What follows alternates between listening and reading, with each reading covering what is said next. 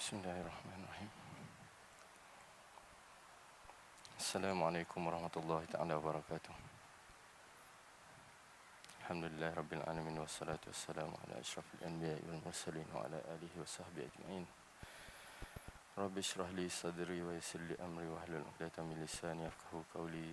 Subhanaka la ilma lana illa ma 'allamtana innaka antal alimul hakim wa tub 'alaina innaka antat tawwabur rahim.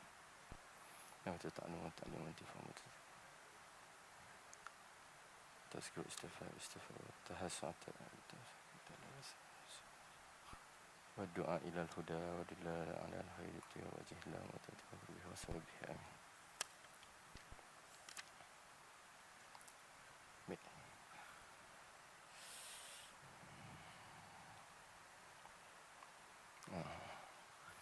Baik, yang lepas kita dah selesai satu kitab. Kita dah selesai satu kitab, kitab fiqh juga. Kita sebut fiqah, orang Melayu sebut fiqah. Tak kira sama je fikih ke, fiqah ke, fiqh ke. Jadi yang kita ambil ni suku yang awal saja. Kita ambil ni suku awal. Kita ambil ibadat saja. Yang dalam dia ada solat, ada taharah, ada solat, ada zakat, ada puasa, ada haji. Yang kita ambil asal. Cuma untuk kitab Safinatun Najah dia tak ada haji. Jadi kita tak bahaskan. InsyaAllah hari ini alhamdulillah kita bermula untuk kitab yang baru yang dinamakan sebagai Mukhtasar Latif. Ataupun disebut juga nama dia Mukhtasar Saghir. Karangan oleh Syekh Abdullah bin Abdul Rahman Bafadhal. Baik. Seperti mana sebelum ni, dia bukanlah kitab fiqh yang sempurna, selesai sampai habis, yang ada padanya munakahat, yang ada padanya muamalat. Dia tidak. Jadi untuk suku yang pertama, perihal tentang ibadat saja. Baik. Untuk kitab, saya pun tak ada kitab. Yang lepas kita buat di Majidi, pun kitab yang sama. Untuk siapa yang nak beli kitab Mukhtasar Latif ni, harga dia RM14. Untuk sekarang ni belum ada lah. Yang lepas kita dah bagi di Majidi lebih kurang 50 kita order. Bagi siapa yang nak, harga dia RM14. Yang dah diterjemah daripada bahasa Arab ke bahasa Melayu, daripada asatizah di Terengganu. Siapa yang nak, boleh. Macam mana kita nak berhubung? Mungkin dengan pihak masjid ke macam mana, kita bincang balik nanti. Untuk siapa yang nak, harga dia RM14. Dia lebih kurang macam Safinah juga. Tipis begitu. Begitu, cuma permasalahannya sedikit lebih kepada permasalahan dalam masalah-masalah fiqah ni.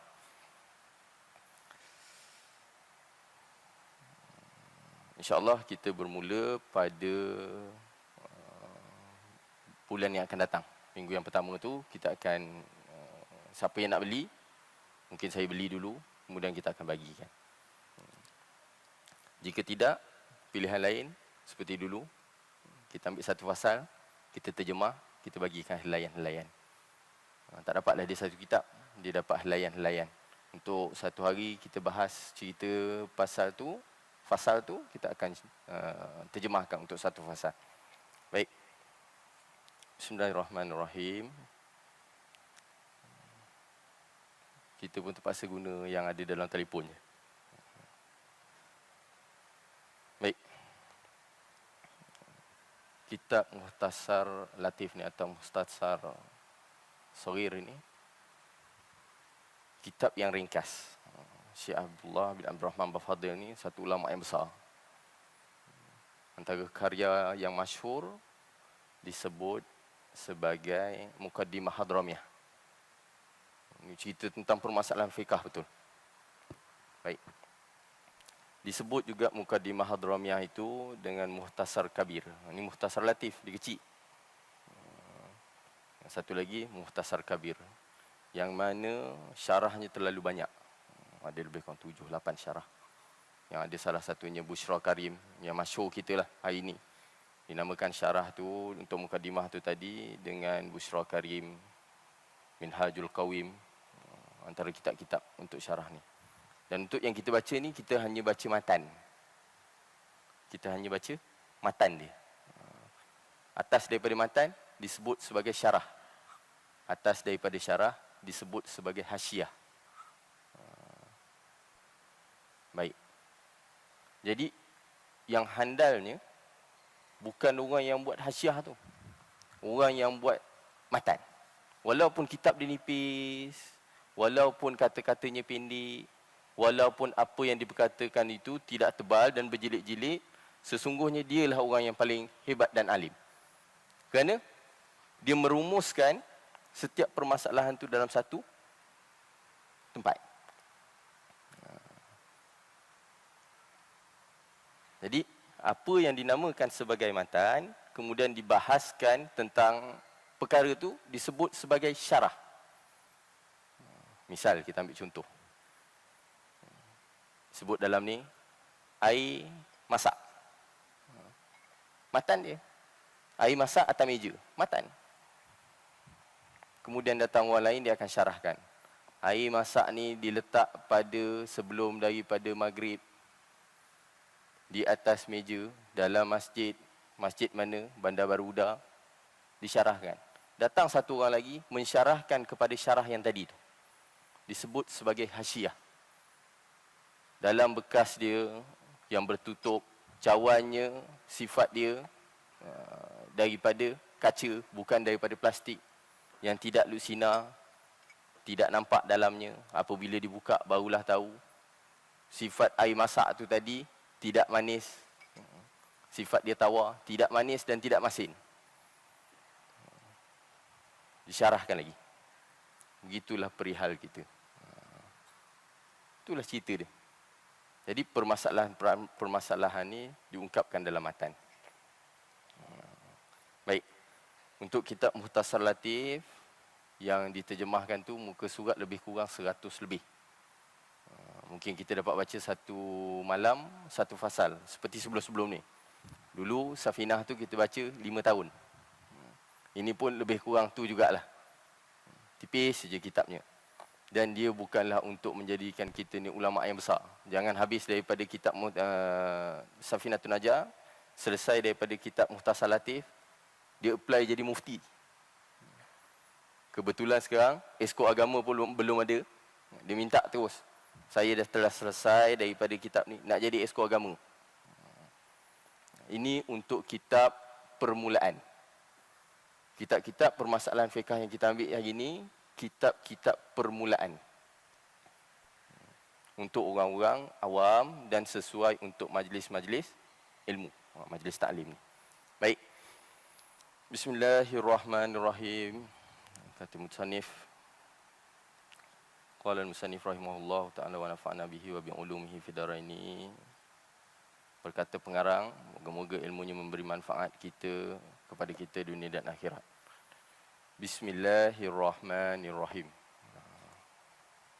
Bukalah mana-mana daripada kitab fiqh permulaan yang ditulis oleh muallif ataupun musannif kitab tu adalah lafaz Bismillahirrahmanirrahim. Sebab apa dia tulis Bismillahirrahmanirrahim? Pada awal-awal mula dia nak mula kitab. Kerana dua sebab. Pertama, iktidak kepada Al-Quran. Mengikut kepada Al-Quranul Karim. Yang ditulis pada permulaan adalah Bismillahirrahmanirrahim. Sebab yang kedua, beramal dengan hadis Nabi SAW, kullu amrin zibalin la yubda'u bihi bi Bismillahirrahmanirrahim fahuwa aqta' wa fi riwayatin abtar wa fi riwayatin ajzam. Tiap-tiap benda yang baik, tiap-tiap benda tu jika tidak dimulakan padanya dengan Bismillahirrahmanirrahim, sama ada dia jadi aqta' ataupun abtar ataupun ajzam. Apa dia aqta'? Satu manusia yang terputus akan tangan dan kakinya. Satu manusia yang boleh hidup tetapi tidak ada tangan dan kakinya. Dalam istilah lain, kodong ataupun tidak sempurna. Mampu tak dia hidup? Mampu. Boleh hidup 60, 70 tahun tapi tidak sempurna. Kemudian ajzam, apa dia tu ajzam? Penyakit yang disebut sebagai kusta. Mula-mula dia kemerah-merahan, kemudian gelembung air, kemudian pecah, kemudian menjadi kesan, meninggalkan kesan yang besar. Jadi beramal dengan dua, iaitu satu mengikut daripada Al-Quranul Karim, yang keduanya beramal dengan hadis Nabi SAW. Dan untuk Bismillahirrahmanirrahim ada beberapa hukum pada dia. Ada beberapa hukum pada dia. Baik, yang pertamanya wajib. Bila kita wajib baca Bismillahirrahmanirrahim? Dihukumkan wajib untuk kita baca Bismillahirrahmanirrahim. Ketika mana? Solat. Dalam Fatihah kita ada satu ayat iaitu Bismillahirrahmanirrahim, diwajibkan untuk kita baca. Kemudian hukum yang kedua, hukum sunat. Bila? Seperti penulis kitab. Menulis kitab, pada awalnya benda yang manfaat, ditulis pada awalnya Bismillahirrahmanirrahim. Kemudian yang ketiganya, makruh. Bila dimakruhkan seseorang itu untuk melafazkan, untuk mengucapkan Bismillahirrahmanirrahim, apabila dia buat perkara yang makruh. Apalah perkara makruh? Kebiasaan yang kita buat. Misal, contoh. Lama dia fikir makruh. Makruh jarang buat, haram selalu. Apa dia makruh? Cabut uban, misal. Bismillahirrahmanirrahim, dia cabut uban dia. Makruh hukum dia. Kemudian jatuh kepadanya hukum haram. Ketika mana dia melakukan perkara yang haram. Datang pada dia satu botol arak. Dibuka botol tu, digoncang-goncang Bismillahirrahmanirrahim. Satu, pengharaman ke atas perbuatan dia minum air tadi. Kedua, pengharaman ke atas lafaz Bismillahirrahmanirrahim tadi. Seperti mempersendakan. Dan yang terakhir, hukum dia mubah. Harus. Bila? Apabila dia buat benda yang tak ada apa-apa pada dia. Tidak ada manfaat pada dia. Dia ambil satu maka, dia letak. Bismillahirrahmanirrahim. Bismillahirrahmanirrahim. Bismillahirrahmanirrahim. Ada tak manfaat dia pindahkan benda ni? Tak ada. Tapi ada padanya lafaz Bismillahirrahmanirrahim, dapat pahala zikir. Tak ada apa-apa. Tak ada benda yang dibuat pun. Dapat pahala zikir. Manfaatnya tak ada. Pindah, pindah, pindah. Benda tu tak usik dia pun. Dia je. Bismillahirrahmanirrahim. Bismillahirrahmanirrahim. Tapi dengan lafaz Bismillahirrahmanirrahim, dia dapat pahala dengan pahala zikir. Baik. Kemudian, dengan nama Allah yang Maha Pemurah lagi Maha Penyayang.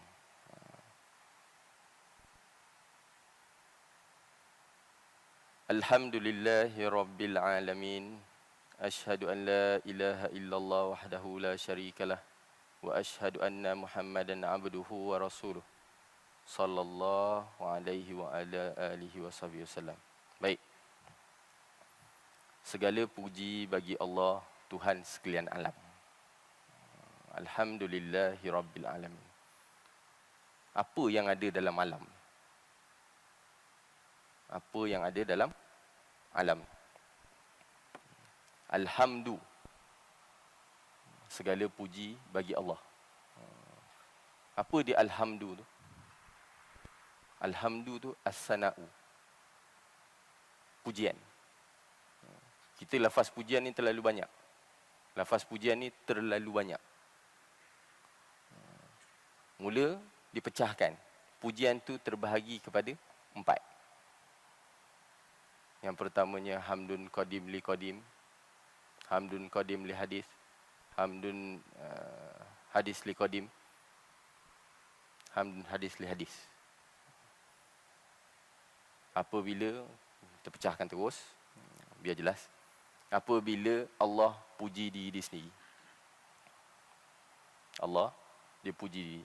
Itu yang kita sebut tadi. Bismillahirrahmanirrahim. Disebut sifat dia. Ar-Rahman, Ar-Rahim.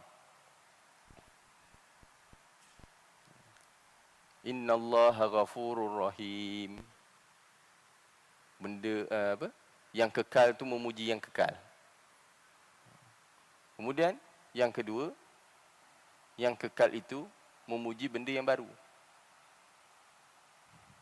Allah puji kepada makhluk dia. Walaqad karamna bani Adam, dan kami telah memuliakan bani Adam. Masuk yang ketiga, yang baru memuji yang kekal. Yang tu kita sebut tu alhamdulillah, asyukrulillah. Apa lagi kita sebut? Subhanallah, alhamdulillah. Pujian kita kepada Allah. Kemudian yang keempat, benda yang baru tu memuji kepada yang baru. Makhluk ni dipuji sesama makhluk. Ibu baik, ibu cantik, ayah penyayang, disebut sifat-sifat tu. Awak lawa, pujian. Baik. Dan untuk pujian ini disebut sebagai lughatannya asana ublisan ala jamilil ikhtiyari. Pujian dengan lisan kepada sesuatu yang elok atas kemahuan dia. Dengan lisan. Nanti kita cerita. Ada pujian ataupun membesarkan dengan perbuatan. Kemudian dari segi istilahnya, fi'lun yubni'u ala ta'zimul mun'im min haitsu kaunuhu mun'iman 'alal hamid aw ghairihi. Sebuah perbuatan yang menjadikan kita, iaitu mengungkapkan terhadap pengagungan Allah. Tak payah dengan lisan. Pujian ditakzimkan sesuatu benda itu tidak perlu pada lisan. Misal daripada Quran, selesai daripada kita baca, dicium, dikucup, dibawa, ditakzimkan, dimemuliakan.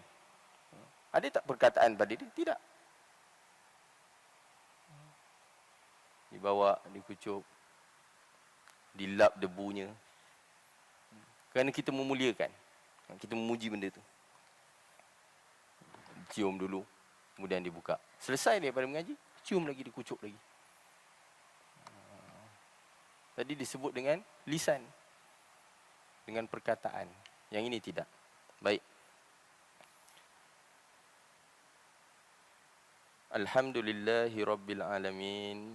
Segala puji bagi Tuhan, Tuhan sekalian alam. Apa yang disebut sebagai alamin, apa yang ada di dalam alam ini adalah ins, manusia, jin dan malaikah. Itu yang kita sebut alamin. Alamin tu, itulah tiga benda. Manusia, jin dan malaikat. Semua ni kepunyaan Tuhan sekalian alam, iaitu Allah. Alhamdulillahi Rabbil Alamin. Apa lagi? Ashhadu an la ilaha illallah wahdahu la syarikalah wa ashhadu anna Muhammadan abduhu wa rasuluh sallallahu alaihi wa ala alihi wa sahbihi wasallam. Segala puji bagi Allah, Tuhan sekalian alam. Kemudian dia bersyahadah, kemudian selawat dan salam ke atas junjungan besar Rasulullah sallallahu alaihi wasallam dan sekalian daripada keluarganya dan sekalian daripada sahabatnya. Siapa yang disebut sebagai keluarga Rasulullah? Siapa yang beriman min Bani Hashim wa Bani Muttalib. Daripada jalur Bani Hashim dan Bani Muttalib yang beriman. Itulah di keluarga. Kemudian sahabat. Sahabat ni ramai. Ada yang menyatakan sampai 124,000. Dan sahabat yang terakhir meninggal, Allah, apa nama dia? Abu Tufail. Abu Tufail. Amir rasanya. Tak ingat saya. Sahabat yang terakhir meninggal selepas kewafatan. Sahabat ni, mereka yang beriman dan sempat berjumpa dengan Rasulullah. Itu sahabat. Adapun selepas daripada itu, tabi'in. Tabi'in. Sampailah kepada kita. Kemudian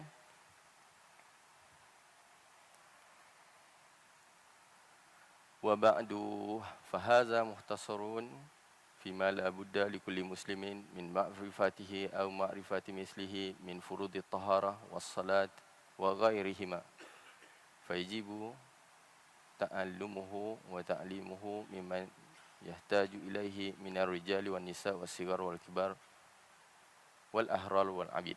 Baik.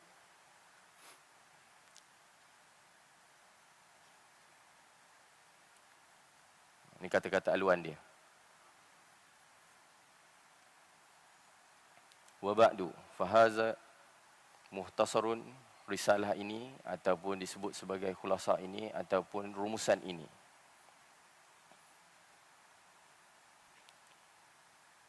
Tidak boleh tidak, seharusnya hendaklah kita sebagai orang Muslim untuk mengetahuinya atau mengetahui yang semisal dengannya atau sesepertinya daripada furud taharah, fardu-fardu ataupun rukun-rukun taharah dan solat dan selain daripada keduanya.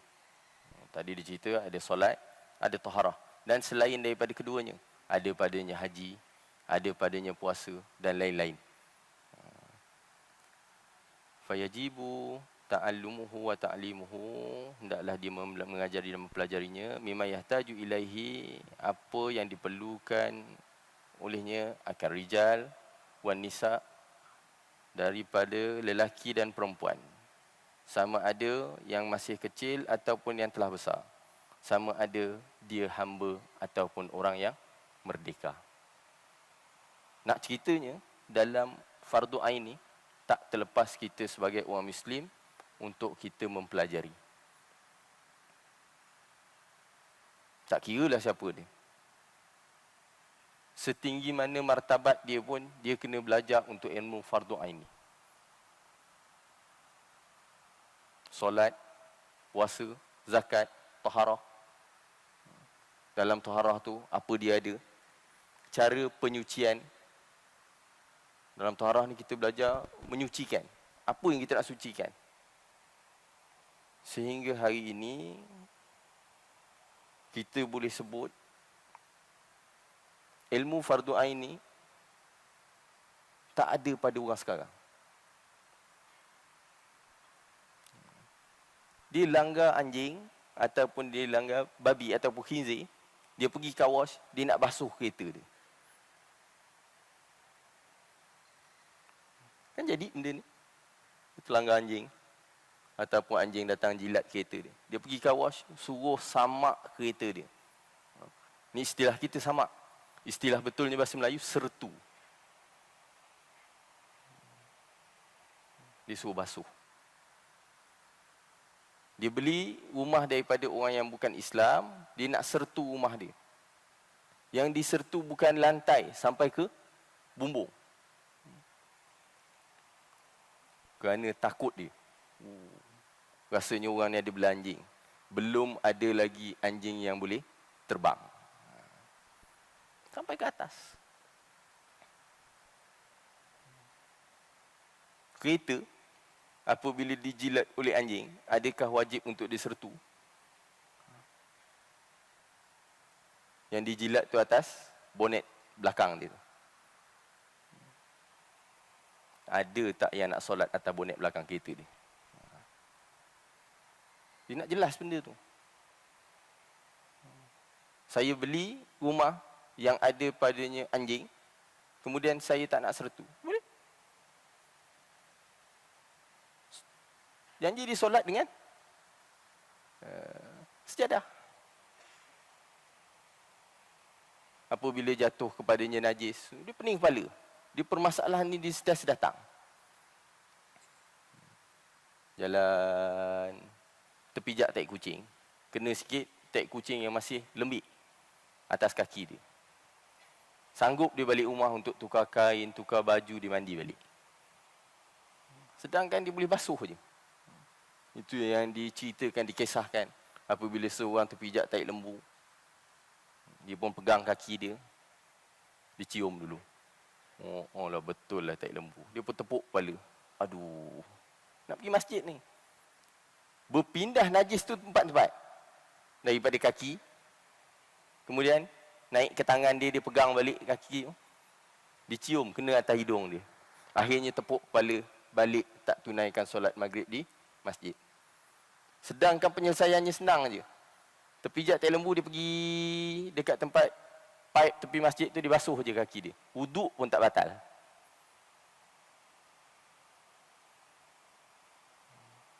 Tapi kerana tidak ada ilmu pada dia, dia jadi was-was. Dia duduk tepi-tepi tu.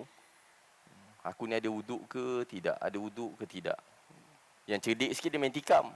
Ada, tak ada, ada, tak ada, ada, tak ada, ada, tak ada, ada, tak ada. Tak ada.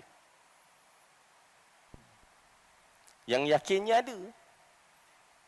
Yang rasa syaknya tak ada. Adakah batal wuduk dia? Duduk pula sebelah kawan tu, duduk main kira-kira. Kira apa tu? Kira wuduk ada ke tak ada.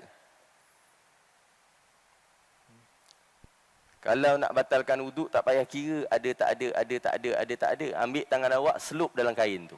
Batallah wuduk. Pergilah ambil wuduk baru. Ada, tak ada, ada, tak ada. Boleh ditikam pula. Begitu juga dengan najis yang jatuh. Seorang anak kecil pakai pampers, apabila air kencing tu dah penuh, dia akan tembus, bocor. Duduk dia. Apa dia nak buat? Nampak budak tu duduk atas kapet ni. Dia jadi pening kepala. Ni kapet masjid ni. Kapet ni tak boleh dibuka ni. Bukan boleh angkat sekeping. Kapet ni. Dia datang 12 kaki untuk tiap-tiap soft ni. 4 soft, 3 soft, 3 soft, 3 soft. Dia datang 4 kaki, 4 kaki, 4 kaki. 3 soft, 12 kaki. Dia datang sekeping tu 12 kaki. Lebar dia. Panjangnya terpulang kepada masjid. Ini kalau ada seorang datang budak terkencing, 10 orang dia garu kepala, duduk tempat tu. Apa kita nak buat? Tanya dengan Haji tu, Ji, macam mana Ji kita nak buat? Kita angkatlah 10 orang yang umur 50 tahun belum tentu boleh angkat kapet seberat ni. Dia nak selesaikan tu macam mana? Apabila seorang budak terkencing dalam rumah, mula tu bukan dia ambil kain untuk ditekap, dia buang air najasah tu. Dia ambil penolak air. Dia pun tolak air kencing tu sampai daripada ruang tamu sampailah ke dapur. Tolak. Akhirnya satu rumah dia basuh. Dia tak tahu nak selesaikan. Mana aku nak tolak air kencing ni? Ukur pula kira mana yang paling dekat. Nak bawa ke dapur ke nak buang keluar? Alamak, kena kat tengah-tengah. Kena buang ke dapur ni. Daripada ruang tamu tadi sampai ke dapur dia basuh. Sedangkan jalan penyelesaiannya senang. Apabila terkena najis pada pakaian, adakah memadai dengan kita masuk dalam mesin basuh? Terkena najis, adakah boleh kita masuk tu dalam mesin basuh? Ataupun perlu kita kucur dulu? Kenapa kita sebut kucur kan? Basuh dengan air dulu. Ini permasalahan kita. Hari-hari benda ni lalu. Jalan. Datang. Begitu juga dengan ibadat solat kita. Syak pada bilangan rakaat. Was-was dia bilang rakaat. Aku ni 2 ke 3. Dia akan jadi 2, 3. 3, 4. Dia takkan jadi aku ni solat 1 ke 4 tadi ni. Itu teruk sangat tu. Kalau lupa bilangan rakaatnya 1 ke 4, teruk sangat. Dia nombor tu mesti berhubung. 2 ke 3. Bila 2 ke 3, dia kena ambil paling rendah. 2. Awak solat apa tadi? Saya solat maghrib. Kenapa awak solat sampai 4 rakaat? Kerana saya lupa akan bilangan rakaat. 2 ke 3. Jadi saya kena ambil 2. Itu yang jadi nampak 4 rakaat. Adakah perlu saya ulang solat saya? Begitu juga dengan permasalahan solat dalam solat musafir dia. Yang ada padanya jamak dan ada pada dia qasar. Itu pun masih terpusing lagi. Jamak takdim, jamak takhir. Syaratnya berbeza. Jamak takdim, dia kena solat yang pertama, kemudian solat yang kedua. Jamak takhir, dia boleh pilih antara dua tu. Dalam istilah lain, jamak takdim, dia kena pilih. Dia tak boleh pilih. Saya nak jamak takdim, awak kena solat maghrib dulu, baru boleh solat isyak. Solat zuhur dulu, baru boleh solat asar. Adapun jamak takhir, dia boleh pilih antara keduanya. Saya nak solat isyak dulu, tak jadi masalah. Saya nak solat zuhur dulu, tak jadi masalah.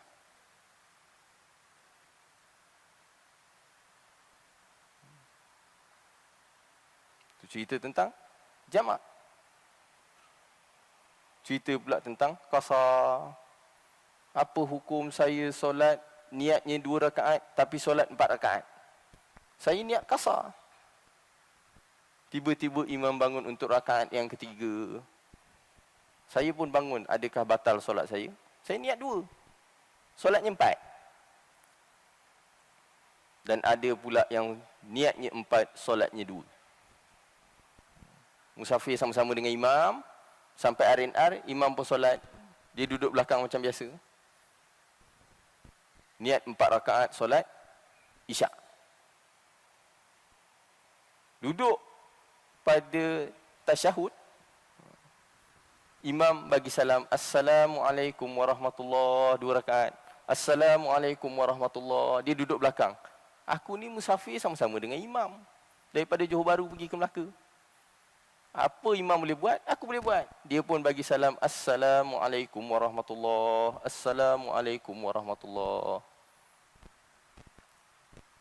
Awak niat apa? 4. Solat 2. Sebab imam solat 2. Solat dia batal. Adapun niat dengan niat 2, solat 4 rakaat, solat dia sah. Ini permasalahan dalam fiqah. Cerita tentang puasa, bercerita tentang zakat. Zakat duit simpanan. Dia ikut kepada zakat emas. Nisbahkan dengan emas. Sebab tu dia berubah-ubah tiap-tiap tahun. 18,500, 20,000. Ikut kepada nilai emas. Apabila duit tu tak bergerak dalam masa setahun, pusingan tu. Zakat pertanian. Yang pertama, nak buat pertanian bukan belajar bertani ataupun pergi kursus pertanian. Belajar dulu tentang zakat. Apa pertanian awak nak buat? Saya nak buat pertanian saya padi. Padi kena zakat. Sawit, sawit tak kena. Pisang, pisang tak kena. Ni cerita tentang zakat pertanian, bukan zakat perniagaan. Durian, durian tak kena. Mata kucing tak kena. Padi, padi kena. Gandum, kena. Dia kena belajar dulu tentang zakat tu. Dia nak menternak, nak bela kambing, nak bela lembu, kena belajar tentang zakat dulu. Bila sampai kepada dia bilangan yang cukup untuk dia bayar zakat, maka dia kena tahu. Sebab tu pentingnya kepada ilmu. Baik. Itu sedikit daripada mukadimah dia. Bismillahirrahmanirrahim. Bab taharah. Cepat. Sikit je kita masuk. Bab menyatakan tentang pencucian. Faslun fi furudil wudu. Fasal pada menyatakan tentang fardu wudu. Kita sempat. Kita ambil satu je dulu. Furudul wudu sittatu asya. Fardu ataupun rukun wudu itu ada 4. 4 tu datang daripada mana? Ada 6.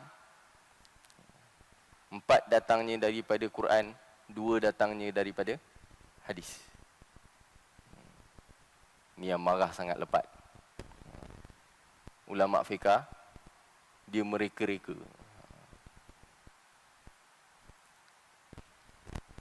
Ada 6 rukun dalam wuduk.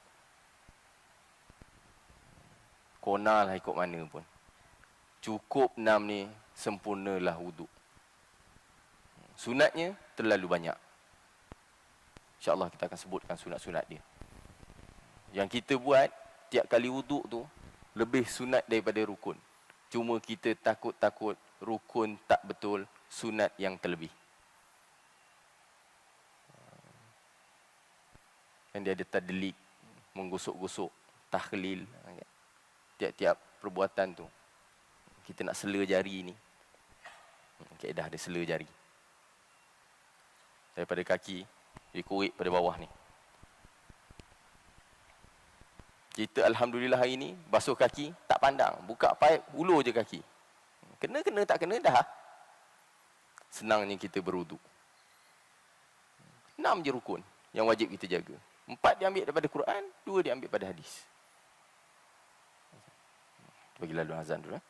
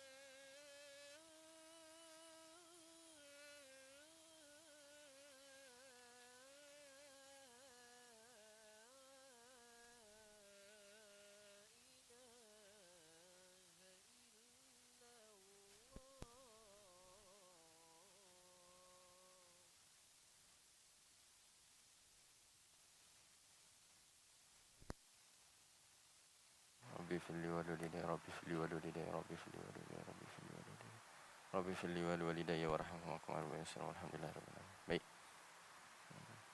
Sementara dua orang ambil wuduk, kita ambil masa 5 minit.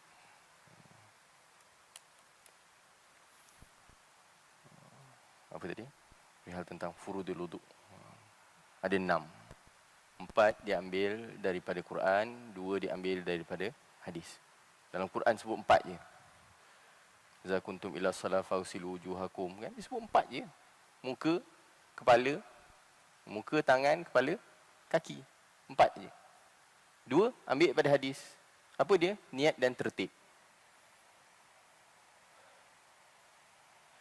Telinga, sunat. Tu yang dia jadi bingung dia. Yang berbalut kepala. Sehingga kan tidak mampu dia basuh kepala. Balut kepala. Yang disebut balut kepala sampai tak boleh nak basuh kepala ni, balutan tu macam pakai helmet. Yang disebut balutan, basuh, menyapu sedikit daripada kepala. Bukan basuh rambut. Dalam erti kata lain, jika orang tu rambut panjang, dia tak boleh basuh rambut ni je. Ataupun perempuan, rambut dia panjang ni, dia basuh ekor ni je. Basuh kepala, bukan rambut. Sebab tu apabila orang yang ada balutan padanya, saya macam mana saya nak beruduk? Kepala saya berbalut ni. Main bola, orang tanduk bola, saya tanduk tiang gol. Balut kepala atas ni. Macam mana untuk basuhan kepala saya? Ni belakang ni kan ada kepala lagi ni.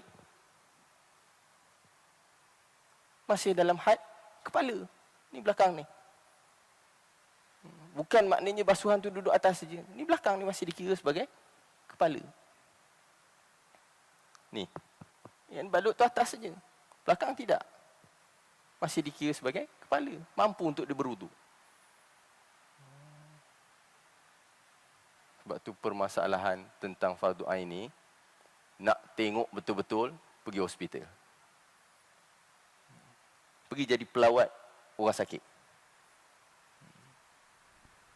Sehingga kan kita Jabatan Agama letak pelawat dekat sana. Untuk guide dia sembahyang, guide dia untuk tolong bantu solat, bantu untuk dia taharah, bersuci. Dan kita pernah buat masuk dalam hospital untuk dekat kepada dia nak tunaikan solat. Anak yang aksiden dimarah oleh ayah. Solat tak nampakkan anak aku tengah sakit.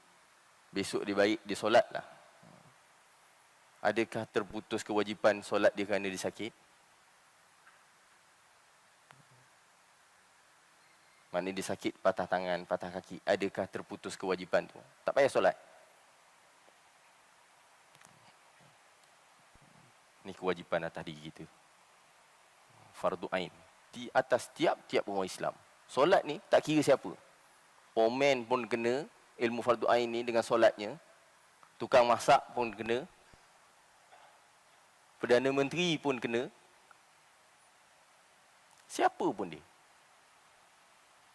Solat, zakat, puasa, haji. Duduklah dia dalam tu. Tak kira atas siapa pun. Seperti mana ilmunya fardu ain, ibadat fardu ain itu kewajipan atas diri dia, begitu juga dengan ilmunya. Dia nak solat, dia tak tahu apa-apa tentang solat. Adakah sah rukuk saya? Adakah sah sujud saya? Adakah sah duduk antara dua sujud saya? Itu dibahaskan tentang rukuk. Inhina dan inhinas itu apa? Tunduk. Saya dah tunduk. Yang disebut inhina tu dia tunduk betul. Inhinas, dia tunduk. Kemudian dibengkokkan akal lutut dia. Tunduk-tunduk dah seperti mana rukuk. Dibengkokkan lutut dia dan didongak ke atas. Kita tengok. Untuk permasalahan faktor umur. 70 kalau saya rukuk habis, jatuh terus. Jadi seperti itu. Dimaafkan. Ini yang umur 30, tak ada apa-apa padanya sakit, tak ada apa padanya keuzuran. Solatnya, rukuknya inhinas.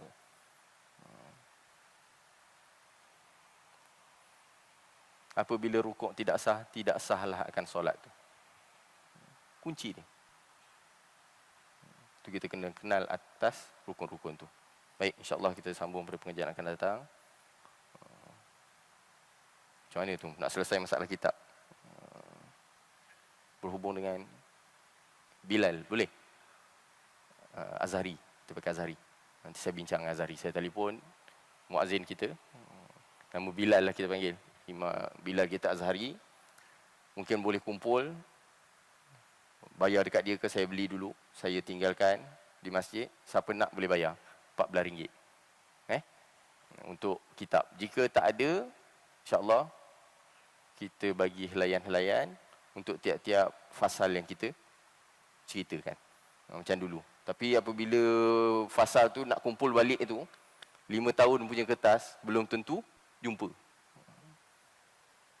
Kita bagi 5 tahun, Safinah lama. Hari ni kalau ada yang boleh simpan, sempurna satu kitab, satu buku, handal cukup. Cukup handal dia.